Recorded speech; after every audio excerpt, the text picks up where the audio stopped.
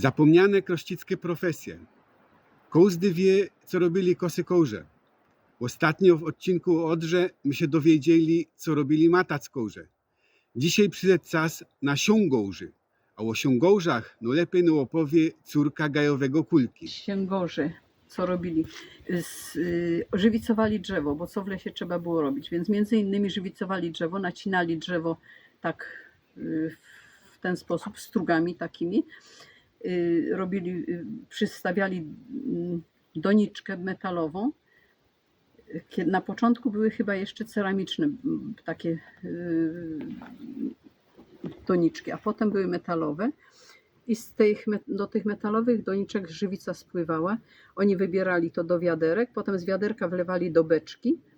I beczki tutaj stały czasem przywiezione z lasu już pełne żywicy. I te wiórki, które zbierali, też były w workach, też to gdzieś sprzedawali. Robotnicy też kopalniaki wycinali z lasu, takiej grubości, takie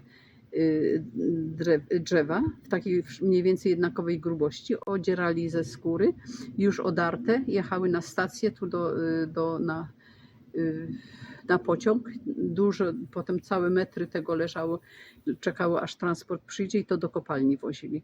W szkółce, bo las od początku trzeba było sadzić, więc w szkółce stała beczka z wodą. Szkółka była tam, jak się na kup jedzie, niedaleko.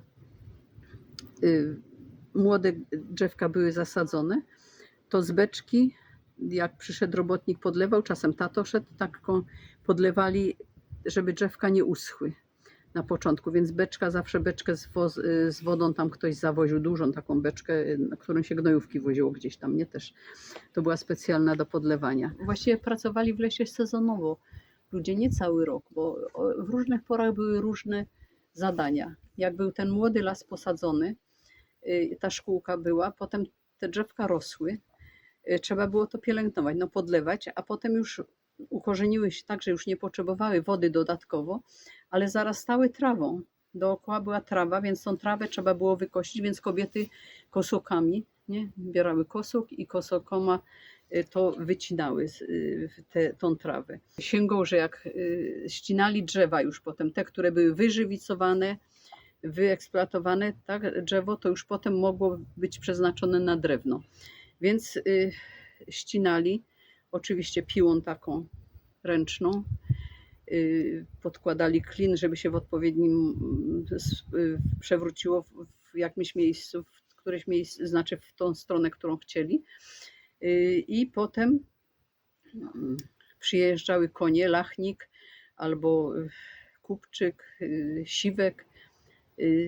Te drzewa wiązali na łańcuchy, przyprzągali konia i wyciągali z lasu wzdłuż, tak, wyciągali z lasu te grube gałęzie, grube drewno już wtedy, tak, było obcięte, na drogę, układali w wielkie takie, naciągali, tak, stawiali w takie metry. Tato musiał to zmierzyć, ile to ma, jakie szerokie, klupą mierzył, nie, to już pokazywałam klupą, jakie szerokie, jakie długie mierzyli, jakie długie, numeratorem przybijał numer, jakie to jest drzewo, tak, jaki numer drewna, każda, jak to sztangi to chyba się nazywało, każda sztanga była oznaczona. Potem robotnicy, ci siągorze, wykopywali pnie po tych wszystkie, które zostały tam, musiały to wykopali i przy tym bardzo ciekawie było, bo siadali, jak palili te gałęzie z drzewa, siadali przy tych i przy ognisku, kawę sobie przygrzali przy ognisku, zawsze mieli w manierkach takich jak wojskowe, w takich wojskowych manierkach mieli kawę czarną, chleb, najczęściej z fetę, ze skwarkami, nie, albo czasem suchy chleb, i jedli ten chleb z kawą i palili fajki, mieli fajki tam i opowiadali, co to było w czasie wojny, gdzie to byli. Niewiele pamiętam tylko jak zająca trzeba złapać, to trzeba kapustę w ogródku, jak stoi kapusta, koło kapusty postawić kamień, a przyjdzie i na kapustę sznop tabaki nasypać. Jak przyjdzie zając, powąchał to sznop tabaka, kichnie głową, okami rąbnie i już mają zająca złapanego. Nie? To takie mi zostały bajki z tego z opowiadań. Nie?